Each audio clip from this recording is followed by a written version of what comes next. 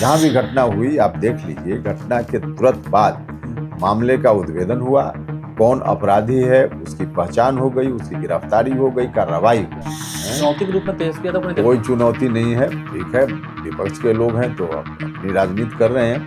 क्या ये सही समय आ गया है निशांत कुमार को, नीतीश कुमार को लॉन्च कर देना चाहिए जहां भी, जैसे आपने कहा कि जनता दल यूनाइटेड की नई उम्मीद जेडीयू के ऊपर है, नीतीश जी के ऊपर है, क्या करेंगे नहीं करेंगे, कब करेंगे, कैसे करेंगे, आपको ऐसा लगता होगा ना कि सलाह नहीं, आपने जब कहा कि जेडीयू की नई उम्मीद, तो आपको लगता होगा ना कि हाँ वो चला लेंगे, वो चला पाएंगे, कुछ कर ठीक है, लेकिन इससे ज्यादा अब हम सीधे कुछ उनको कहें कि यह काम कीजिए।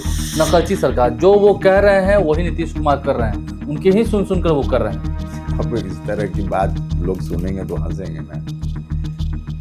घोषणा तो 1000 विपक्ष के लोग कर रहे हैं, उनको मालूम है कि सरकार में आना नहीं, तो 1000 घोषणा कर दो और उसमें से कुछ घोषणा मेल खा जाए सरकार के काम से, तो कहो कि देखो हमारी नकल कर रहे हैं। सरकार अपना काम कर रही है, बाकी विपक्ष को जो बोलना हो बोलते हैं, कोई फर्क नहीं पड़ने वाला, कोई फर्क नहीं पड़ेगा। नमस्कार, मेरा नाम आलोक है, आप लाइव स्टीज देख रहे हैं। इस साल बिहार में विधानसभा के चुनाव हैं, तो विधानसभा चुनाव से पहले मुख्यमंत्री नीतीश कुमार कई सारी घोषणाएं कर रहे हैं।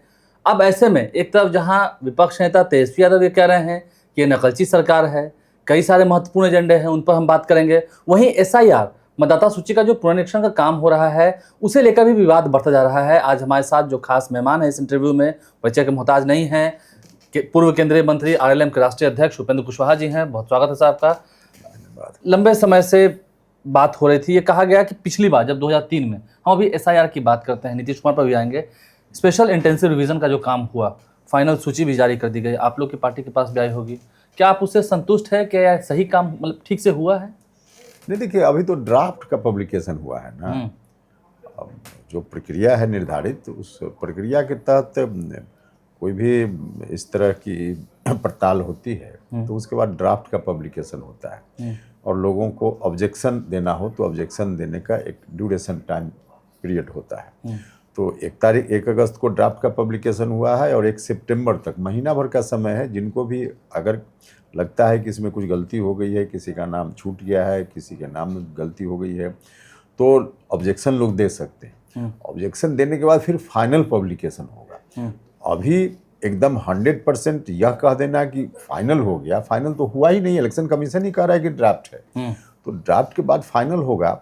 हमको लगता है कि जिस तरह से विपक्ष के लोग इस पर शोर मचाए हुए हैं, अब ड्राफ्ट पब्लिकेशन के बाद उनको भी लग गया होगा कि यह इशू नहीं बनने वाला है। जनता को ये लोग कंफ्यूज करना चाहते थे और क्या क्या नहीं बोल रहे थे, लेकिन अब तो जहाँ जहाँ जिन जिलों में नाम घटे हैं, उसमें सबसे ज़्यादा तो पटना जिला है, जो एनडीए का एक तरह से ज़्यादा समर्थन वाला जिला है, गढ़ है तो। हाँ, तो ये लोग जो भ्रम फैला रहे थे कि महागठबंधन के वोटर को हटा दिया जाएगा, तो ये तो इनका झूठ है, साबित हो गया ना। वो चुनाव आयोग कह रहे हैं कि गोदी आयोग है, एनडीए के नेताओं के साथ मिला हुआ है। देखिए, इन लोगों को कोई मुद्दा नहीं मिलता है तो किसी भी संवैधानिक संस्था के बारे में कुछ भी बोल देते हैं। इलेक्शन कमीशन में कहीं कोई वास्तव में गड़बड़ी होती है तो बोले लोग, उस पर एतराज नहीं है, लेकिन अनर्गल बात बिना सिर पैर का कोई मतलब नहीं है। इलेक्शन कमीशन जो कुछ कर रहा है सामने है, सब लोगों के सामने। ऑब्जेक्शन है, शिकायत है, तो जाकर दीजिए ना, उसके लिए तो बाकायदा उसमें निर्धारित प्रक्रिया है। लेकिन SIR के माध्यम से जो सवाल खड़े किए गए, ये कहा गया कि ठीक है, कई लाख लोगों की मृत्यु हो गई थी, उनका भी नाम उस लिस्ट में था, कई सारे लोग का 2-2, 3-3 वोटर ID कार्ड था, वो भी एक वजह थी। तो ऐसे में तो वजह बनाती, और कल तो तेजस्वी यादव ने दिखा दिया कि मेरा भी नहीं है, हालांकि थोड़ी देर के बाद फिर उनका आ गया। नहीं, आ गया क्या? देखिए, कई लोग शुरुआती दौर में जब डिजिटल हो रहा था, चाहे आधार कार्ड का मामला हो या वोटर ID का, तो कई लोगों के नाम में गलती हो जाती थी, लेकिन मिल गया उनका वोटर ID उसी नाम से। बाद में सुधार कराया तो सुधार किया हुआ भी मिल गया। कई लोगों का इस बूथ की जगह उस बूथ हो गया तो वहाँ का मिल गया, बाद में सुधार कराया तो वहाँ वाला मिला। तो बहुत लोगों के पास दोनों है। अब दोनों है तो EPIC नंबर अलग अलग है, क्योंकि बूथ बदल गया। तो इसके चलते जहां सही उनका है, जिस बूथ पर तेजस्वी यादव जी का EPIC नंबर सही है, वो तो ठीक ही है, जो कल प्रशासन ने स्पष्ट किया है। अब बाकी दूसरा जो उनके पास है वो इपिक नंबर सही नहीं है, जहां उनका नाम है उस पर उसके बारे में अधिकारियों ने कहा है।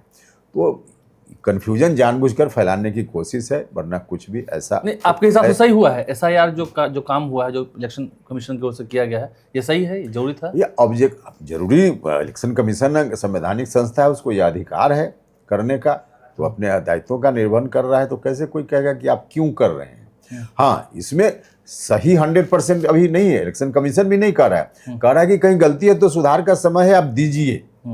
तो देने के बाद जब फाइनल पब्लिकेशन होगा तब ना सही है 100% या नहीं, इसका दावा इलेक्शन कमीशन भी करेगा। तो अभी तो सुधार के लिए रखा गया है, तो अभी तो कई सारी गलतियां होंगी उसमें।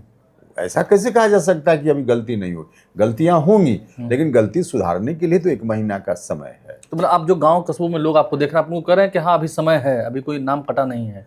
नहीं, गांव कस्बा में जहां हम देख रहे हैं वहां, अब जैसे हमारे परिवार में 2 व्यक्ति का नाम ऐसा था जो मेरे संबंधी हैं और पहले हमारे यहाँ ही रहते थे वर्षों तक, लेकिन आज से 15 साल 20 साल पहले, 20 साल लगभग हो गया, अब वहाँ नहीं रहते हैं, बगल के किसी गांव में रहते हैं। उनका नाम मेरे परिवार के सदस्यों के साथ भी है, और जहाँ अब रहने लगे हैं, अब मतलब वो भी 20 साल हो गया, वहाँ भी नाम है। तो अब इस बार जो संशोधन हुआ, मेरे यहाँ से उनका नाम हट गया और एक जगह वहाँ है। चलिए, तो इस तरह का संशोधन है। हम जब आते हैं मुद्दे पर, बिहार में चुनाव होना है, मुद्दे कई सारे हैं। नीतीश कुमार हम देख रहे हैं कि कई तोहफे पर तोहफे दे रहे हैं। अभी उन्होंने जो आशा ममता की दीदियां हैं उनका भी पैसा बढ़ाया, सामाजिक सुरक्षा पेंशन भी बढ़ाया, 125 यूनिट बिजली भी फ्री कर दिया, और स्टूडेंट क्रेडिट कार्ड जो 4 लाख रुपए थे जिसकी राशि तय थी, उसे बढ़ाकर 10 लाख तक कर दिया। तो ये तो पहले से आपकी भी मांग रही है। आपको लगता है कि ये सिर्फ घोषणाएं चुनाव को देखते हुए हो रही हैं? क्योंकि तेजस्वी तो कह रहे हैं कि नकलची सरकार है, जो हम कह रहे हैं वही नीतीश कुमार कर रहे हैं और वही उनसे करवाएंगे। देखिए, कुल मिला जुला कर जो काम सरकार कर रही है, स्टूडेंट क्रेडिट कार्ड की सीमा बढ़नी चाहिए थी कि नहीं बढ़नी चाहिए थी? 4 लाख से 10 लाख हो, हमारी पार्टी ने भी इस बात को एजेंडा में शामिल किया था। ये होना चाहिए था कि नहीं होना चाहिए? जो मानदेय बढ़ा है, चाहे रसोईया का हो या बाकी और जो भी है, आशा जी वर्कर्स ममता हैं, की हो, जो भी है, तो उनका जो मानदेय बढ़ा है, ये बढ़ना चाहिए था कि नहीं बढ़ना चाहिए? पत्रकारों के पेंशन का मामला होना चाहिए था कि नहीं होना चाहिए? होना चाहिए था, सरकार ने किया। अब इसमें सरकार अभी कर रही है तभी कर रही है, इसका कोई मतलब टाइमिंग नहीं। पर सवाल खड़े हो रहे हैं कि टाइमिंग चुनाव से पहले। भैया, चुनाव से पहले ही अगर है पब्लिक का कुछ फायदा है तो इसमें दिक्कत क्या है? चुनाव से पहले ही है और जनता, आम जनता को लाभ मिल रहा है, तो इसमें क्या दिक्कत है किसी को? इसलिए देखिए, लगातार सरकार काम करती है। ऐसा थोड़े है कि बाकी 5 साल या उसके पहले 20 साल सरकार ने कुछ नहीं किया और अभी कुछ कर रही है। लगातार सरकार ने किया है और कुछ काम अभी लगा कि जरूरी है तो अभी कर रही है सरकार। विपक्ष नेता तो कह रहे हैं कि नीतीश कुमार को याद ही नहीं रहता है कि वो क्या घोषणा कर रहे हैं, सिर्फ करवा दिया रहे हैं, थक चुके हैं। इस तरह की बात बिल्कुल अनर्गल बात है। नीतीश कुमार जी के बारे में यह कहना कि थक चुके हैं, बिल्कुल एक तरह से कहिए कि नीतीश जी के साथ इनजस्टिस लोग कर रहे हैं। जनता सारी चीज़ों को देख रही है। नीतीश जी हर तरह से बहुत ही सक्रियता के साथ काम कर रहे हैं और सब काम जो सरकार का है सभी में देख रहे हैं कि कभी इस जिला में, कभी उस जिला में, कभी इस विभाग का, कभी उस विभाग का, तो रोज कर रहे हैं। नहीं, लेकिन बढ़ती हुई जो घटनाएं हैं, चाहे आपराधिक घटनाएं हैं, इस पर भी विपक्ष नेता आपको घेर रहे हैं, सरकार को घेर रहे हैं। तो एक बड़ा विषय है ना, चुनाव से पहले आप चुनाव में जा रहे हैं, जनता के पास रिपोर्ट कार्ड लेके जा रहे हैं। देखिए, आप स्टूडेंट क्रेडिट कार्ड की बात कर रहे हैं, सब कुछ कर रहे हैं, और उसके बाद से बढ़ता हुआ अपराध, आपने भय मुक्त बिहार की बात। दोनों दो चीज़ है। जनता का काम जो वेलफेयर का काम है वो एक अलग काम है और लॉ एंड ऑर्डर का मामला एक अलग है। लॉ एंड ऑर्डर के मामले में आखिर सरकार का दायित्व क्या होता है? घटना तो हर जगह होती है, यहाँ घटना हुई है हाल के दिनों में, इससे हम इनकार कहाँ करते हैं, लेकिन घटना के बाद जो दायित्व है सरकार का, उस दायित्व के निर्वहन में सरकार या स्थानीय प्रशासन मजबूती से, ईमानदारी से खरा उतरता है कि नहीं उतरता है, यह बड़ा सवाल है। जहाँ भी घटना हुई आप देख लीजिए, घटना के तुरंत बाद मामले का उद्भेदन हुआ, कौन अपराधी है उसकी पहचान हो गई, उसकी गिरफ्तारी हो गई, कार्रवाई हो गई। तो सरकार का काम जो है, पुलिस प्रशासन का काम है, वह काम ईमानदारी से हो रहा है। सरकार यही कर सकती है। तेजस्वी पे भरोसे की बात हो रही है, वो कह रहे हैं कि भरोसा तो लोग हम पर कर रहे हैं ना।